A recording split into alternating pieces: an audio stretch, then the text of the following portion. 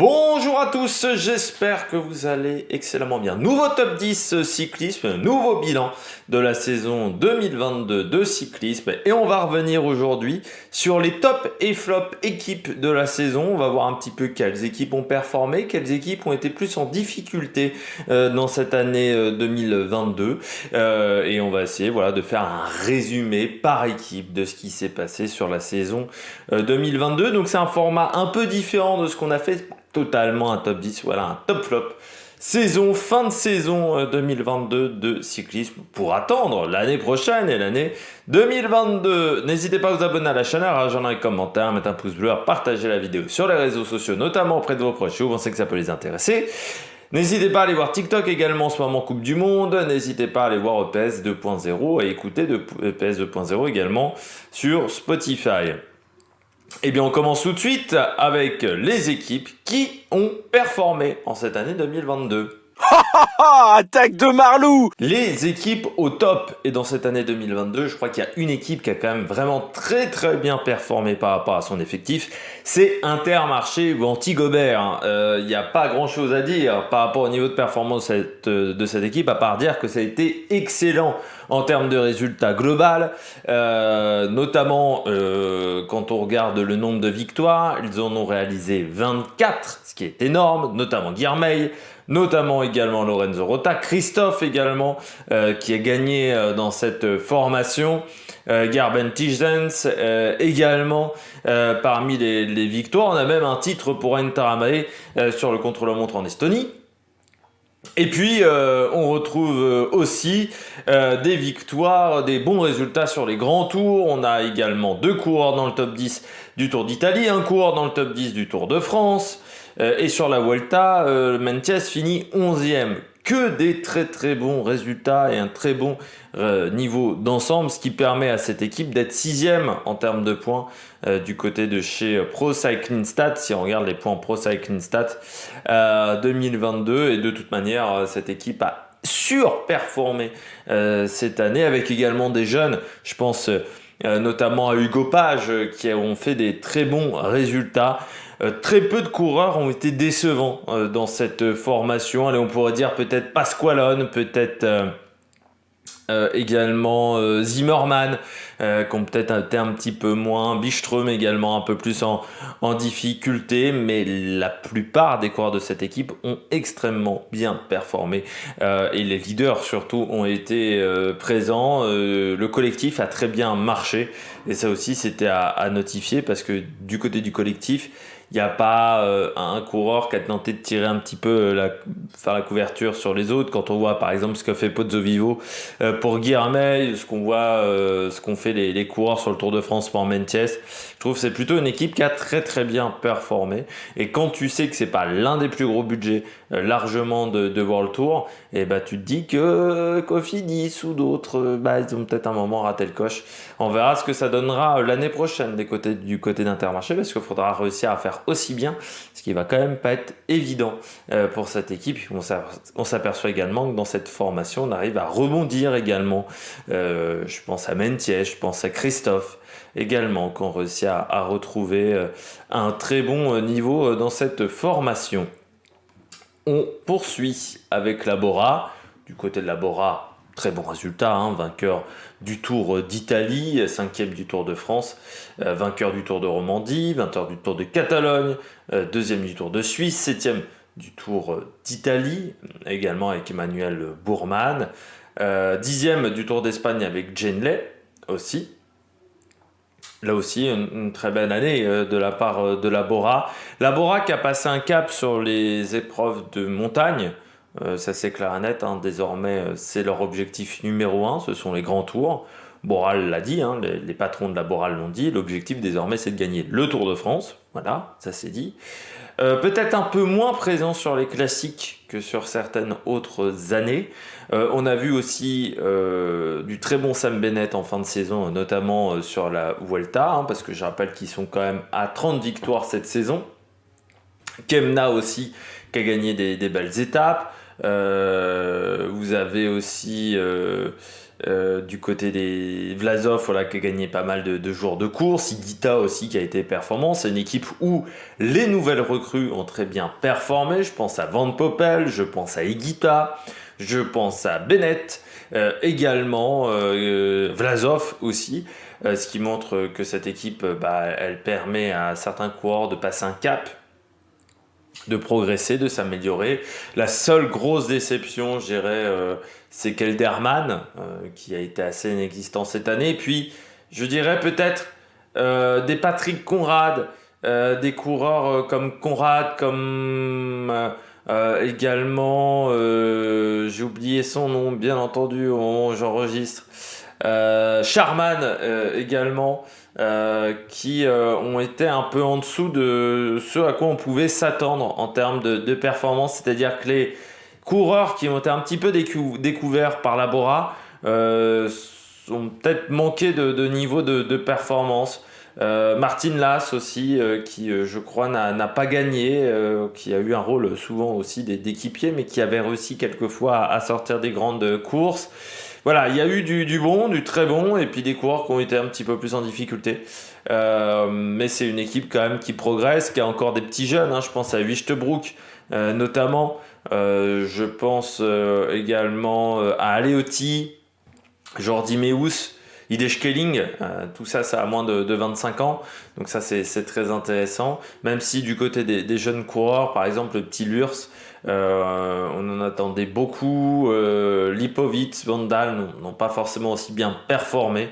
Et puis les nouveaux entrants qui ont été très très bons dans cette équipe. Et c'est vrai que ça a été là aussi assez intéressant de la part de la Bora de s'en sortir avec des nouveaux coureurs. On poursuit avec la Jumbo. Que dire, on est à 48 victoires en fin de saison, la dernière étant celle de Christophe Laporte. Vous comptez les victoires de Vingegaard, les victoires de Laporte, les victoires de Van Aert, les victoires de Lafcoy, également qu'il ne faudrait pas négliger. Roglic qui a quand même gagné 2 courses par étape. Qui en a d'autres? On a Rohan Dennis qui a été champion d'Australie du contre-la-montre. On a aussi une victoire sur le contre-la-montre par équipe du Tour d'Espagne. Voilà, ils ont et puis Koen Bouwman également sur le Tour d'Italie. Il ne faudrait pas oublier les 2 victoires de Koen Bouwman et le maillot de grimpeur. C'est une équipe qui a vraiment fait une sacrée saison, parce que même sur le Giro, où ils avaient pas une très grosse équipe sur le Giro, et ils arrivent quand même à gagner 2 victoires d'étape. Ils ont gagné partout, avec un Olaf Koy qui a été hyper impressionnant, 14 ou 15 victoires sur la saison. Et puis on rajoute à ça Christophe Laporte, le Français, qui là aussi a énormément progressé. Vous rajoutez à ça la victoire sur le Tour de France de Vingegaard. Même Roglic a gagné des courses. Voilà, c'est quand même un sacré niveau. Du côté de la Jumbo, ça a été vraiment une belle réussite, avec une équipe, Tobias Foss aussi, qui est champion du monde du contre-la-montre. Et une équipe, oui, qui cette année a été une armada qui a performé. On notera également les belles performances d'un certain Mike Tennyson. La petite déception peut-être, ce sont les frères Van Dijk, qui n'ont pas été aussi performants que l'année dernière. Ou David Decker également, qui a été plus en difficulté et qui change d'équipe. Mais je trouve que dans cette formation, on a des jeunes qui performent. Je dirais Olaf Koy a fini pas très vieux non plus, il a que 26 ans. Vous avez Tobias Foss qui n'a que 25, Lem Reise qui a 23 ans, et puis vous avez des coureurs d'expérience qui sont très importants dans les grands tours. Je pense à Robert Resing, je pense à Kruijswijk également, qui ont eu un rôle important. Et puis cette formation, là aussi, vous avez des coureurs qui arrivent à se mettre au service de leur leader sans problème, c'est-à-dire Van Aert s'est mis au service de Vingegaard ou de Roglic. Laporte également. Voilà, ça a été impressionnant dans cette formation. Dommage, c'est Milan Dader, parce qu'il commence à monter en puissance quand il a eu son gros accident. Peut-être déception également d'un Sam Oomen, qui n'est plus aussi performant qu'on pouvait le penser à une époque. Quand tu regardes en général, cette équipe a des résultats exceptionnels. Alors certes, il y a aussi un bel effectif du côté de la Jumbo, ça c'est clair et net, mais vous avez des beaux effectifs qui n'arrivent pas à performer derrière, alors que là, du côté de la Jumbo, ça a performé. On poursuit du côté des équipes au top, et avec une équipe, je ne pensais pas dire ça, la Total Energy, qui a été... L'apport de Peter Sagan dans une formation, ça se voit. Voilà, il a transformé cette équipe d'une équipe qui était quand même moribonde en termes de résultats, c'est-à-dire qu'il y avait quand même des bons coureurs, mais ils n'arrivaient pas à mettre les cartouches au fond, à une équipe qui met les cartouches au fond, notamment, je pense à un coureur comme Vuillermoz.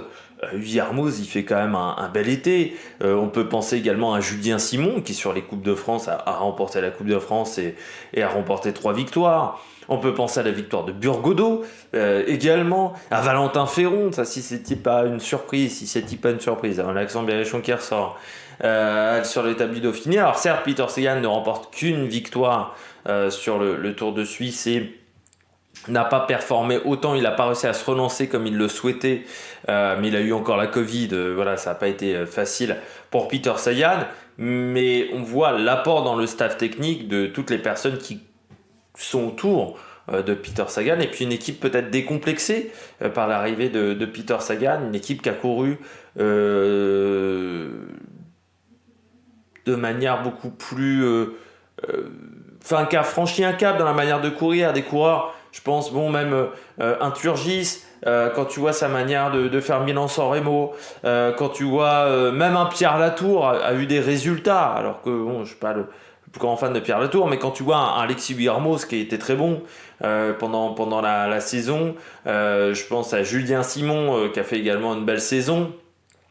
Ils ont tous réussi, même Boissonhagen sur le Dauphiné ou sur le Tour de France, il y a quand même des résultats aussi de la part de Boissonhagen. Je trouve qu'il y a beaucoup de coureurs qui ont passé un cap, qui ont réussi à franchir vraiment un step et qui ont retrouvé pour d'autres une motivation qui les avait perdus. Je pense à un Boissonhagen l'année dernière, c'était pas de ce niveau-là. Vraiment l'apport de Sagan a fait beaucoup avec une équipe qui certes a des coureurs qui commencent à être âgés.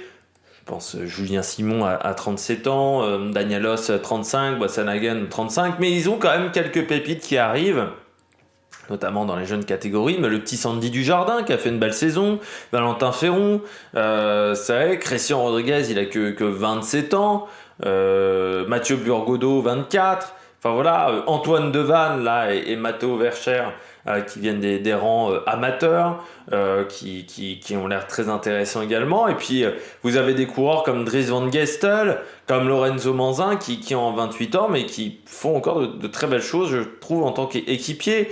Et vous avez quelques déceptions, c'est Bonifacio par exemple, mais qui était dans une dernière année de contrat. Vous avez peut-être un Jérémy Cabot qui l'année dernière avait été bon, cette année ça a été un petit peu plus compliqué pour lui. Alexandre Geniez, il y a eu une affaire judiciaire, il a été viré très vite. Ça c'est vrai que ça a été un petit feuilleton quand même du côté de la Total. Et puis Chris Lolez, Chris Lolez qu'on nous avait survendu quand même comme une pépite, un coureur sensationnel. Si Ineos s'en était débarrassé, c'est qu'il y avait bien une raison.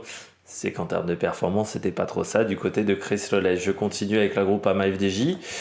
Toujours là, du côté de la Groupama FDJ, c'est une équipe qui est toujours présente. Dans les bons coups, je dirais, mais quand tu vois la saison quand même que fait cette formation, 20 victoires, ça c'est très intéressant. Et puis dans les bons résultats, déjà il y a les classiques pavés, les classiques flandriennes où ils ont été présents, que ça soit avec Kung ou Madouas.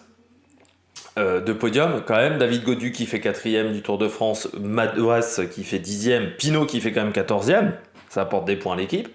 Le Tour des Alpes, les 2 victoires d'étape de Pinot, les contre-la-montre très bien réalisés par Stefan Kung. Qu'est-ce qu'on a d'autre à dire dans cette équipe? Les victoires d'Arnaud Démare, oui, il ne faudrait pas les négliger aussi.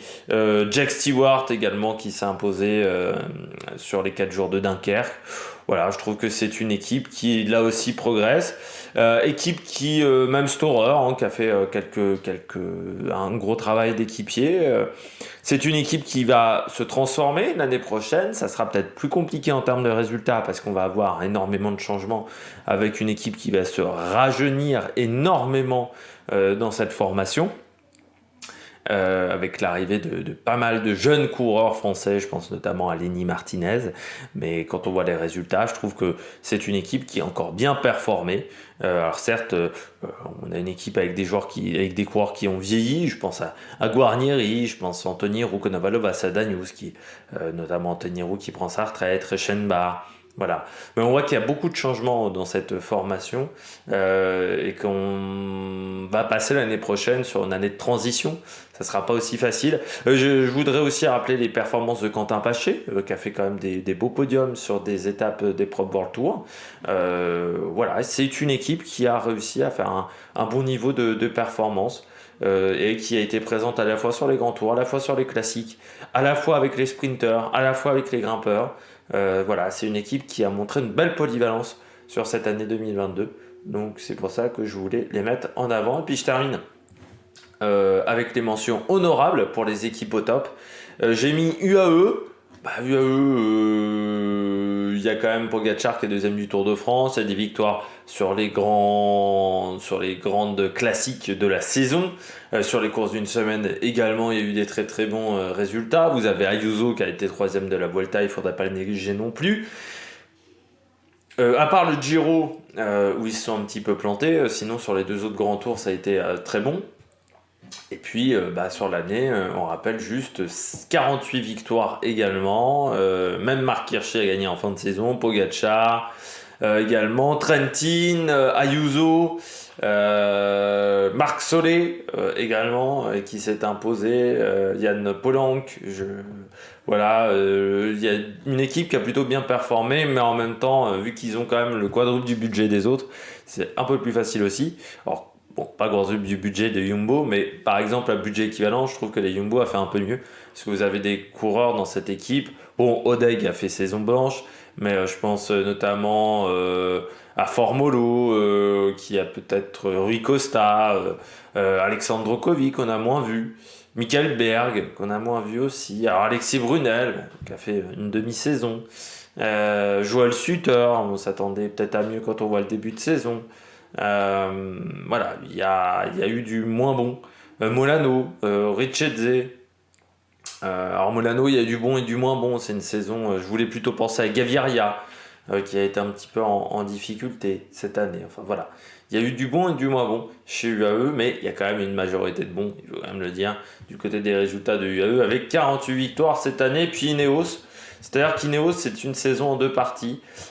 Sur les classiques, très bon. Sur les courses, les grands tours, sur les courses par étapes, moins performant que les années précédentes.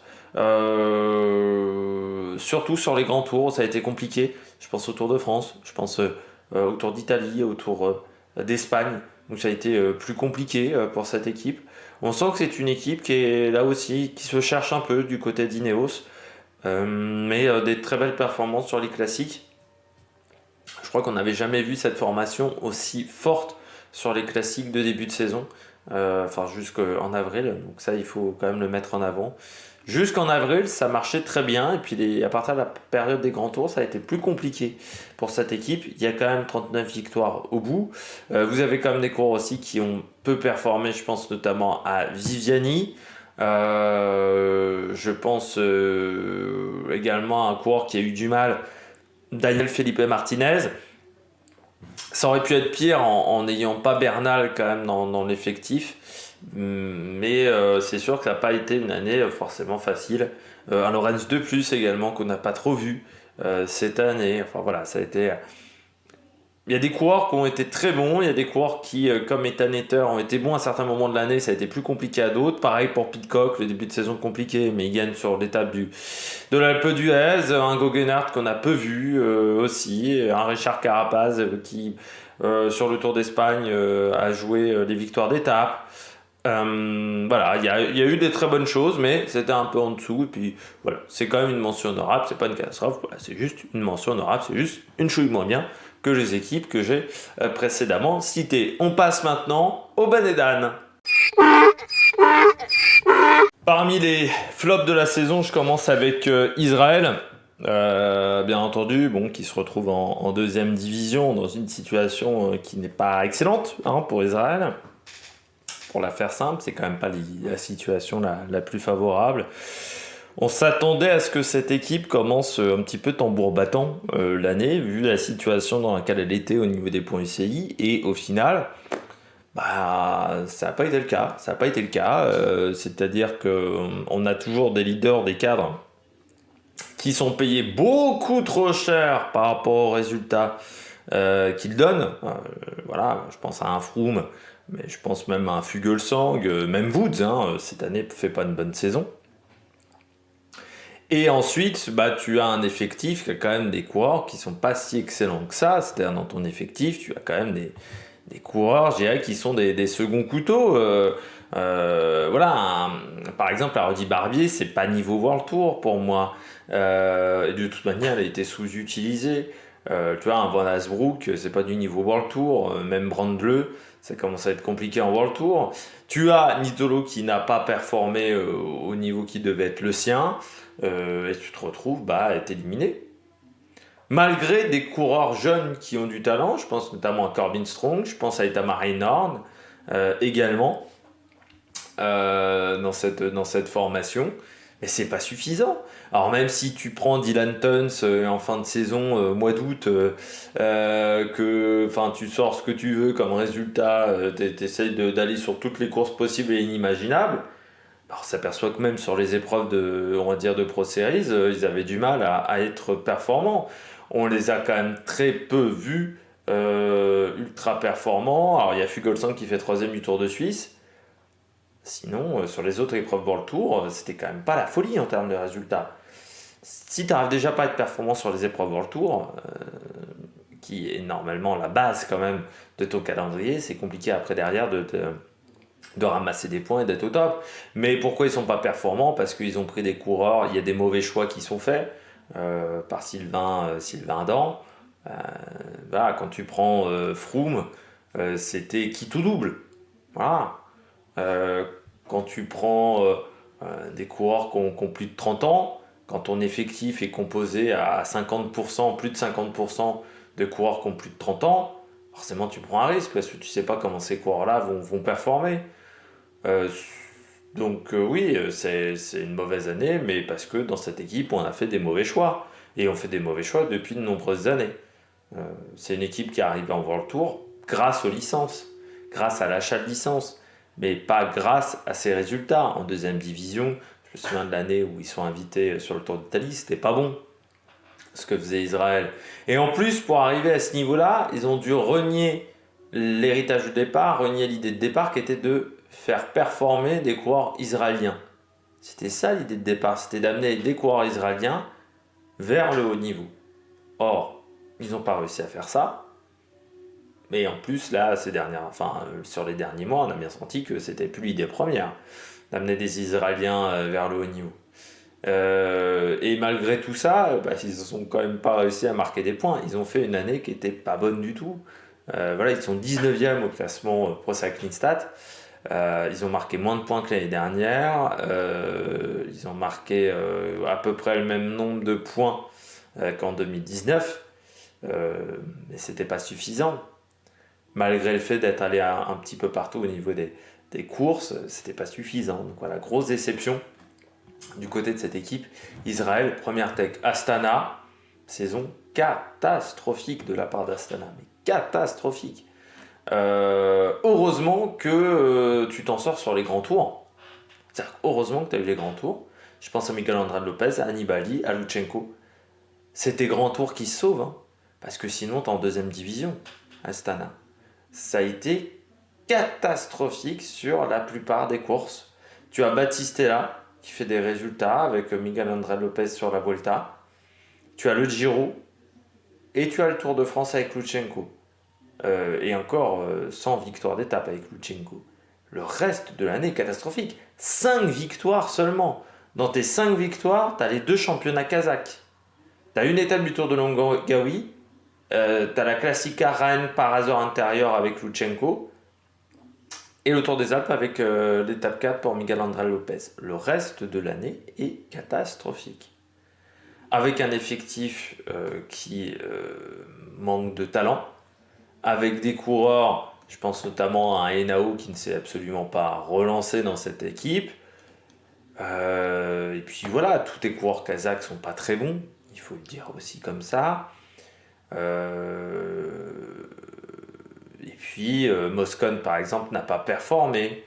Leonardo Basso, bon, il demande ce qu'ils font encore dans le cyclisme. Valerio Conti, bah, un peu compliqué aussi. Euh, et David Delacruz, difficile aussi. Manuel Boiro, bah, c'est plus tout jeune aussi. Et tu te retrouves à avoir une équipe qui, en termes de niveau, c'était pas bon. Si ça continue comme ça, 2025, ils sont plus en World Tour, hein. Donc, c'est-à-dire qu'à un moment, il faut se poser les bonnes questions aussi du côté d'Astana.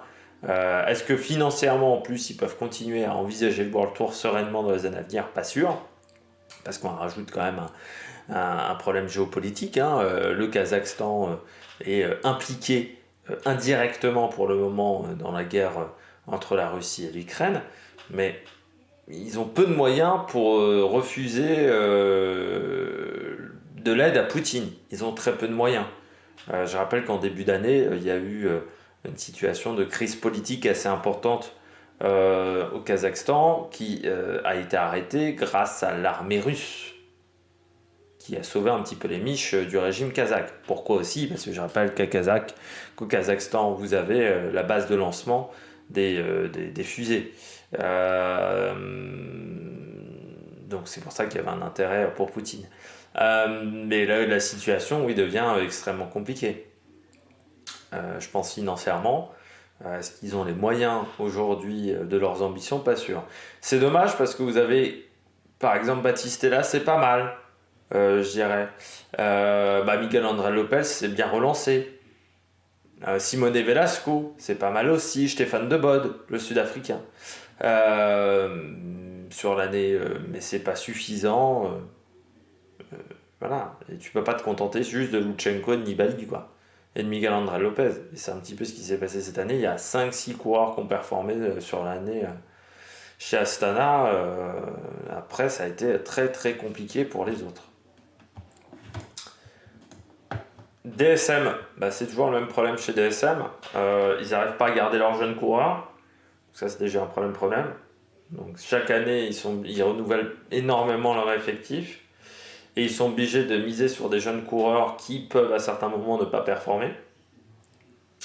Et ensuite, tu as Romain Bardet qui s'est retrouvé avec Arensman cette année. Il ne s'est pas retrouvé tout seul. Tu as eu Dainese, mais sur les grands tours, quand même, c'est faible.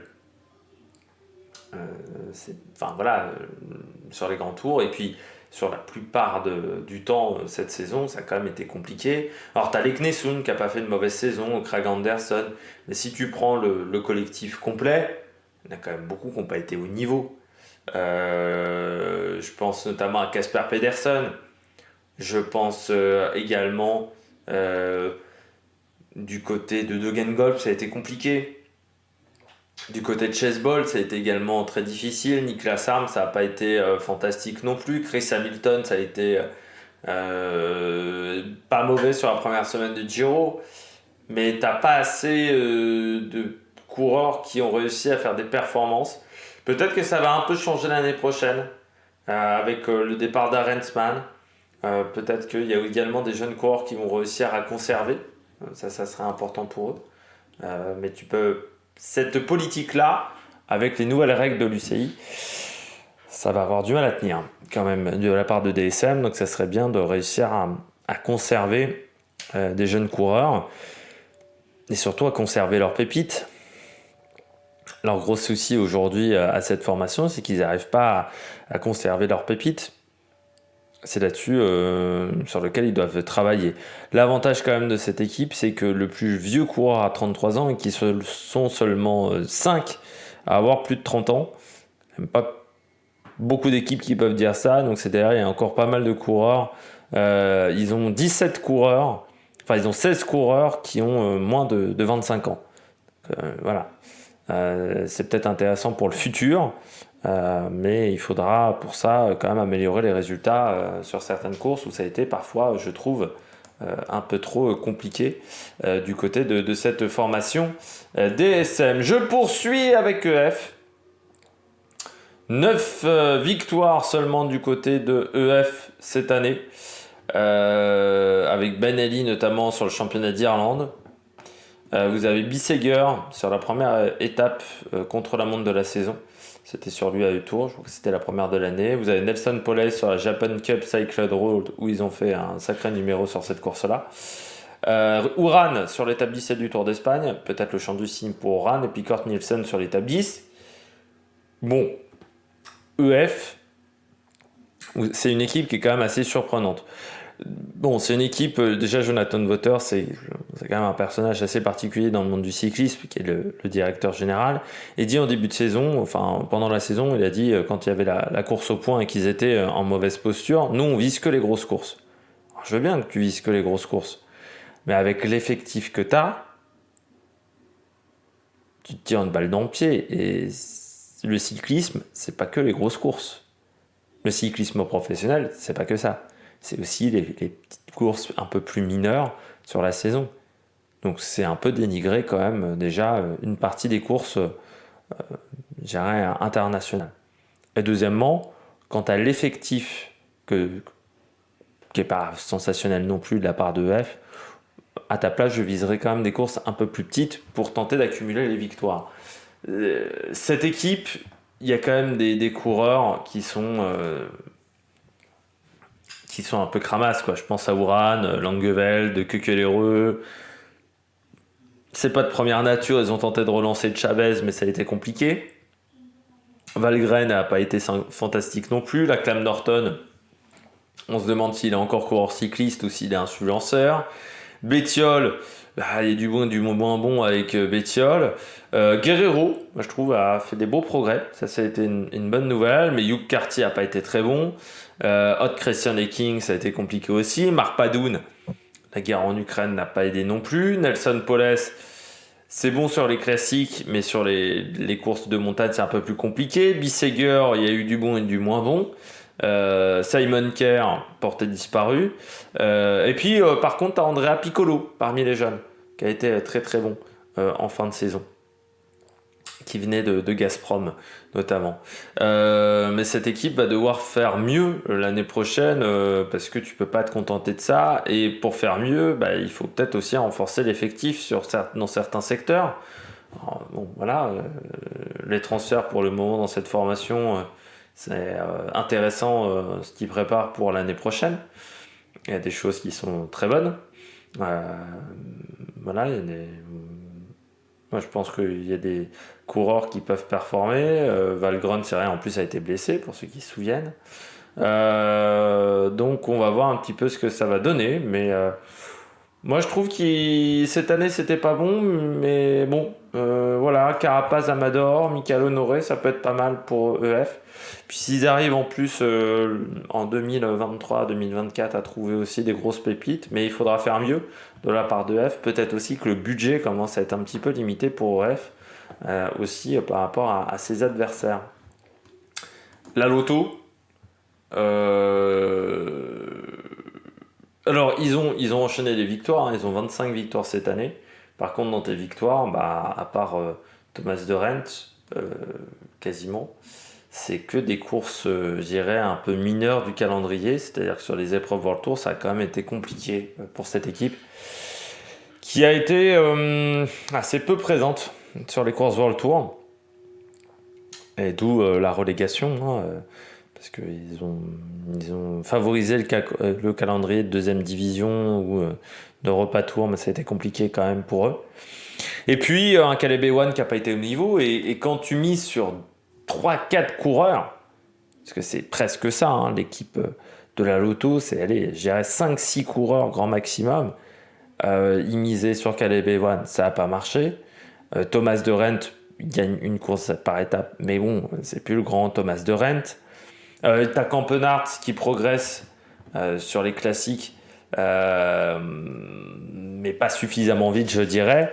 Puis après, t'as quand même Philippe Gilbert qui a quand même ramené quelques points, mais t'as des coureurs qui n'ont pas été très performants. Je pense à Tim Wieland, par exemple. On pourrait penser à Matthew Holmes également.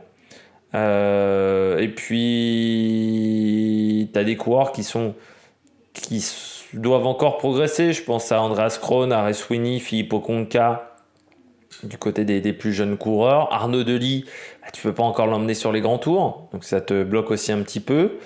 Et puis, Jess Van Rensburg, voilà, c'est pas fantastique. Frédéric Frison, qui a pas été dingue aussi, si dingue que ça cette année. Maleki, ça a pas été fou. Je parle même pas de Florent Vermeer, qui a eu une saison très très difficile, je trouve. Enfin voilà, il va falloir trouver des solutions. Après, ils ont des jeunes qui poussent. Le fait d'être en deuxième division va peut-être les aider à retrouver des couleurs. Puis il faut peut-être qu'ils comprennent aussi qu'ils peuvent pas miser que sur les sprints. Il faut qu'ils misent. EF, par exemple, l'erreur qu'ils font, c'est de ne pas miser sur les sprints. Mais eux, l'erreur qu'ils font chez l'auto, c'est de pas miser un petit peu plus sur la montagne. Ça serait bien de trouver des jeunes Belges qui grimpent, comme ils avaient à l'époque de Van Den Broek. Donc, ça serait un truc à regarder. Ils ont eu des grimpeurs en plus chez l'auto. Hein. Cadel Evans commençait dans cette équipe, par exemple. Donc voilà, Axel Merck s'est passé également chez eux. Donc ça serait bien d'avoir des grimpeurs, parce que des grimpeurs punchers, il en manque cruellement dans cette formation. C'est pour ça que c'est bien les sprints, mais ça ne suffit pas. Et puis on passe avec deux mentions déshonorables pour finir. Bahreïn Victorious, année compliquée pour la Bahreïn. En fait, tu as du bon et du moins bon du côté de la Bahreïn, c'est-à-dire que tu as par exemple Jonathan Milan, tu as Buitrago, tu as Dylan Tuns, tu as Bilbao qui ont performé, Mohoric aussi, par exemple. Et puis tu as des coureurs, je pense à Jack Haig, ça a été compliqué. Je pense également à Caruso, ça a été compliqué. Alors tu as aussi la troisième place de Landa. Bon, tu as eu aussi Colbrelli qui arrête sa carrière au mois d'avril. Perlsteiner, ça n'a pas été fou, ça a été un petit peu difficile. Sutterling, compliqué. Phil Boaos, on a vu les limites quand même de Phil Boaos. Alors tu as Fred White aussi qui a fait une bonne saison. Mais tu as des coureurs qui ont vraiment bien progressé, puis tu as deux coureurs où ça a été beaucoup plus compliqué pour eux cette année. Donc la Bahreïn a des gros moyens, on attend mieux d'une équipe qui a des gros moyens. Et puis AG2R, là aussi du côté d'AG2R, on a des bonnes choses. Je pense notamment à Benoît Cosnefroy. Je pense un peu à Marc Sarro quand même en fin de saison, qui a retrouvé des couleurs. Je pense à Bob Jungels, qui part. Ben O'Connor quand même, qui a eu des résultats, même si sur le Tour de France ça a été compliqué. Déjà t'as que 11 victoires, c'est pas si énorme que ça pour une équipe World Tour. Certes pour AG2R c'est plutôt pas mal. Et puis sur le Tour de France c'est vrai que ça a été compliqué pour Ben O'Connor qui s'attendait à mieux. Et puis ça tourne aussi sur trop peu de coureurs. C'est une équipe où on aimerait qu'il y ait plus de coureurs qui soient plus performants. Alors oui, tu as Paré Peintre, oui, tu as des coureurs qui sont très intéressants, comme Paré Peintre, comme Bastien Trochon, qui a gagné une course. Mais tu as Antoine Rogel, c'est pas mal aussi. Félix Gall, je trouve ça intéressant. Mais par exemple, un Champoussin n'a pas performé cette année. Nance Peter, c'était compliqué aussi. Vandramé, ça n'a pas été facile. Clément Venturini aussi sur les sprints. Clément Venturini, ça a été difficile. Les frères Nezen, pas simple. Van Avermaet, ça commence à être compliqué aussi. Alors, il y a eu quand même des bonnes choses pour Van Avermaet, mais ça commence à être pas simple. Michael Char, un peu passé à travers. Geoffrey Bouchard, certes, il y a une belle victoire d'étape sur le Tour des Alpes. Après le reste, plus compliqué quand même sur l'année. Donc c'est là où j'ai été un petit peu déçu par cette équipe AG2R. C'est qu'elle est trop peu souvent présente sur les grandes courses. Alors, j'aimerais qu'elle soit... C'est une équipe quand même qui est en World Tour depuis presque 15 ans. On aimerait qu'elle soit plus acteur, plus actrice, plutôt, parce que c'est une équipe des courses. Et pour l'instant, c'est ça qui lui fait défaut à cette formation. Donc c'est pour ça que je la mets en petit flop.